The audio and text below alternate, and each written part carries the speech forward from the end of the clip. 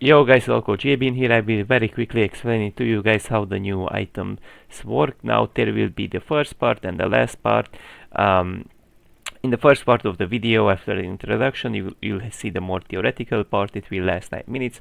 On the second part, it will be way shorter. So if you wanna see some what does it actually allow you to do, how do these new items function in a more quick way, but also it shows like, of course, like how to how different your combos may be based on the extra cooldown you get, then that part will be for you. So that's it for now, guys, and enjoy the video. Yo guys, I want to talk about tanks in the next split. What should you build? Which are the ideal items? So usually there are at least two type of tanks, the ones that generally tend to build as much HP as possible, like Tahm Kench, because he has multiple HP scalings, and some other ones that mainly put emphasis on armor, such as a Malphite, right? Now, look guys, there will be some defensive items that will be the same, and some other will be actually changed in this and that way. So let's move on to the items that actually got changed. This will not be too long of a video actually, because there aren't way too many changes, right? Now, after using an ability, your next attacks deal additional 110 physical damage, same as before, and it also does slow, right? Now, the notable thing is that it provides less HP, but it gives 15 cooldown, right? Now, if we move on to Sunfire, Sunfire also provides less HP, but it provides 10 cooldown, and in rest it's almost the same if I know it correctly. It's the same thing. Now, if we move on to Randuin's, now the cooldown is longer, but the slow is more potent, and I think it does provide slightly more armor. Thormail, it's the same thing. Hollow Radiant, same thing as Sunfire, it provides 10 more cooldown. Unending Despair has 2 less cooldown, now that's actually significant, right? So it provides nice base stats plus some juicy healing. Force of Nature is at most the same as I see it with my eyes. If we move on to Spirit, I think that's basically... Did Spirit Visage have 10 abilities before? I'm not sure, but I think it's at most the same as I see it. I think maybe it didn't have like 10 abilities before, I'm not 100% sure. Kain Necrokern, same scaling, same everything as I see it. If we move on, of course, to some other items, we'll be able to see the strength of movement slowing effects is reduced by 25%. I'm not sure if that was there or not, but this will have more chasing power. Height steal is actually the same, but because other items such as Sunfire, Aegis or Iceborne, obviously they give less HP, it will deal a little bit less damage, same as the Sunfire's passive itself. That's not necessarily a bad trade-off though. We can see that it does actually like some bonus damage based on your item health, right? So you will deal slightly less, but that shouldn't be a concern. Varmox is a bit different as well, because it actually does provide you healing as before, but it provides you 5% movement speed for roams, ganks, right? And it provides you 10% speed if you don't take any damage, so maybe on junglers we'll see it more often, perhaps on mid-range engagers, maybe we'll see it now and then. Maybe it's back on Sejuani. This item I could see it possibly on Sejuani. It is being again a great thing.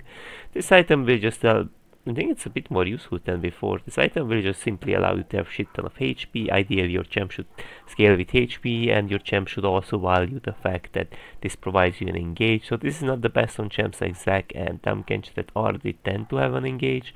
Just on champs that may not engage the best way, they have like a mid-range way of engaging, right? So I suppose this item will be actually more often picked, because you can trade into people as Sejuani and stay on the map for way longer due to the insane healing. So probably this will be a Sejuani item again as in the past, maybe, because her HP scalings also got hard buff towards Varmox, so maybe there's a world where we see such. But I think I mainly see this on Sejuani, like it provides healing only outside of combat, so something that like trades and then just walks out of combat, So I think something like that. Okay, I mean, I think we'll see more Varmox. Jack Show, the Protean will be the same. Titanic, I do believe it's the same thing. It's actually just the same thing. Occasionally you'll build it on some champs. I mean, you could even build it offensively on Tahm Kench. There's nothing wrong with that. A Warlord's Bloodmail. This is a Dr. Mundo item. So this will provide you shit ton of AD based on your additional HP. So this will be probably builded on bruisers as well that build HP items like Black Cleaver, Sundered Sky, whatnot. So that's I think that's the assumption. So it does provide a lot of AD, as we can see. So far it provides 90 94 AD. That's a lot, right? Warmox mobility is quite high, obviously. Now, did I miss out on something? Support items are at most the same, actually. I think a little bit Kleinswell got changed, no? I think I didn't provide this much cooldown before, or there is something changed. I think it was 10%, not 12% before, if I'm correct. Look at the Fire and Solar, it's the same. Zeeks provide MR and armor and ability, so this is a cheap way of having a little bit of everything. So this item may be a little more interesting. Abyssal, I think I missed out on Abyssal and these two, right? Trailblazer, or is that most the same? Huh? So Abyssal will provide magic resists, reduce nearby enemy champions magic resists, right, by 20%. For each enemy affected, gain 10 magic resists, right? So that means you'll be able to deal more so with tanks than with squishes, because like you have to imagine it in a way that 20% of like 100 is 20, right? So you're gonna remove 20 of their MR. So they need to have significantly more MR for this to be valuable. So this is way worse into squishes, which is a bit of a problem, right? Because for example, if someone's like 40-50 armor, then this will be not be too much of a value, right? Then if someone has like 50, then you're just gonna remove like 10% of their MR, right? And this only works on champions. You gain like 10 magic resist, which I guess is kind of nice. And then a little bit somehow got changed this item as well. I don't know what exactly. Did it get some extra HP or cooldown? I think probably like on the champions that it got builded before Winter's Approach, it will be builded again. Probably the same like generic build, you know, Full Moon Winter, you know, same generic build with Unending Despair and stuff like that will be builded, obviously. Even though like Ingenious Hunter got removed, the cooldown of at least the cooldown of this item got reduced on Unending Despair. So if you wanna flex your build in different ways, it will be better. Support items now and then you may build them, of course. And some other notable things I wanna point out is actually the new, what guys? The new anti-tank Black Cleaver buff, right? So Black Cleaver actually will deny more armor by 5%, so that's something actually notable to watch out. But here's a good thing, so Blade of the Ruined King will actually provide the user a bit more flat attack damage, a bit more lifesteal, a bit more attack speed. But if you're a melee champ, it will provide only 9% damage, right? If you're a range champ, it will provide 6. So I will see that I think Blade will be a bit better into squishes because of the flat stats it does have, but it's worse against like very high HP hard steel tanks, I do believe. So that's the upside for high HP tanks. Some other items will be the same, obviously. This will provide Omnivamp, really nice stats though, so be careful with that if you're a magic damage tank. But most of the items are at most the same, if I remember correctly. Hellbreaker, the enemy of tanks, right? It's at most the same. Too scared of you shouldn't be, obviously. Terminus, these are at most the same, so at most I think just Black Cleaver got changed and some changes here and there now and then to like Deathlands, but that shouldn't be too concerning, that extra AD. So mainly I think I pointed out what's important to watch out for. The new mage items, or the new mage item is actually out, so be a bit more careful with AoE to not spread, let's say like Brand's AoE into your teammates if that's ever possible, because this will actually hurt on champs like Brand and whatnot. So that's something you should be a little bit more careful with it. But in general, at most Leander is the same. Anti-tank items are at most the same. Support items, there's not much you can build out of them except the specific ones that I already told you. Maybe if you feel like, if you wanna be wholesome, you could go Mikael's Blessing, but not much, right? Not much. Maybe Shurrelia on some things I could maybe see, but I think at most that's it. And so now I wanna talk about, okay, we finished the build part, so what let's jump to the part where I explain what does this new cooldown oriented items allow you to do. So let's jump to the other part. Yo guys, here is the other part where I explain what do these extra cooldown items will allow you to do. So most of these items will actually give you some extra CD, Sunfire, Iceborne, whatnot, right? And the Unending Despair's healing will be a bit more frequent, which is also very useful for you in combat because you'll be able to get that sweet healing more quickly. So for example, these are my generic runes. I brought some cooldown, extra cooldown. I'm not sure if that's exactly needed, it may not be. But this is my probably I should get double adaptive HP actually. And here's the thing. Grasp of the Undying, Font of Life. This is something I'm still like limit testing with. So if you impair someone's movement, you restore 50 HP to you and the lowest health ally, but it doesn't seem to be that big because it doesn't scale with HP. So I think this is like I think this is just mainly like a support thing, unless it's like, I don't know, it has like a 20-second cooldown as well, so it's kind of a I don't know type of thing, you know, like maybe if you really need that to survive and you cannot access towers. But you also have Shield Bash, to be honest, which is way better on champs like Tahm Kench than this occasional healing. So yeah, let's jump to like what does this allow you to do. So your abilities will be more frequent, right? All of your abilities will be way more frequent. Which means that if you play a pillar such as a Tahm Kench, you know, more often you'll be able to like, or either a teammate or an enemy champion, which means you can lower the kills per minute of the enemy champs, as a example. While also notably, even though you have less HP and your abilities do scale with HP, the cooldown can be very sweet if you combine it with more and more cooldown, because your Q's cooldown will go to 2.98, right?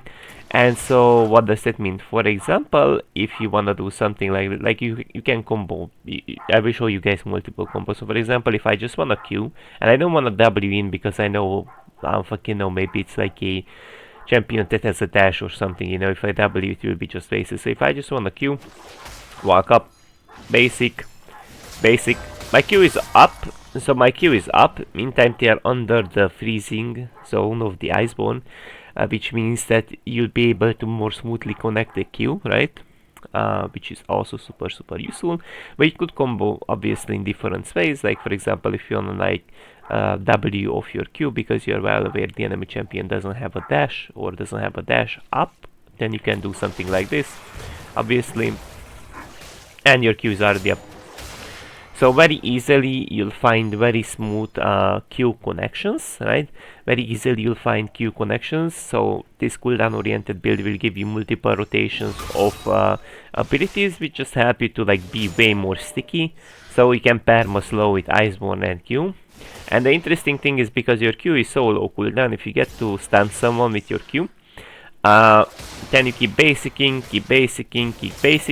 and you're almost perma stunning actually.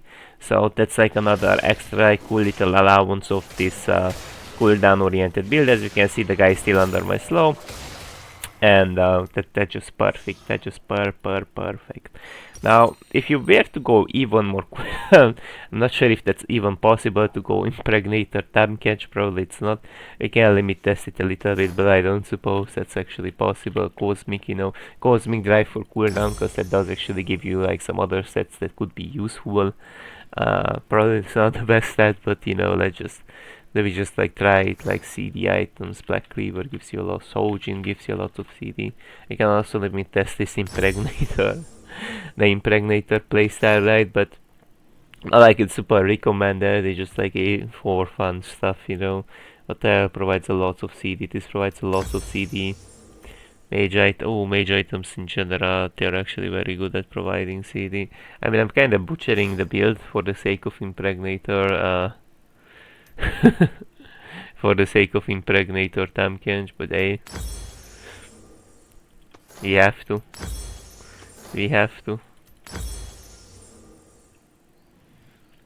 Let's see if this actually does something. So I got like the highest cooldown items so far. And maybe I could switch Soulgin to like an AP. an AP item that's a bit more useful, but I guess it provides less CD if I think about it, and not necessarily so Jin than the other one, no? Yeah, like this. So can't this impregnate? Maybe. Let's see. The impregnator Temkench. Maybe you need some extra attack speed as well for this if I think about it, no? Low key. Yeah, like you need some attack speed as well, I feel like. So what if we get a Nashor's then? To make this interesting, so Nashor's Tooth. But that gives the most cooldown as well. But it just gives a little more than the other ones, like too much of a concern. How concerning can that be? Okay.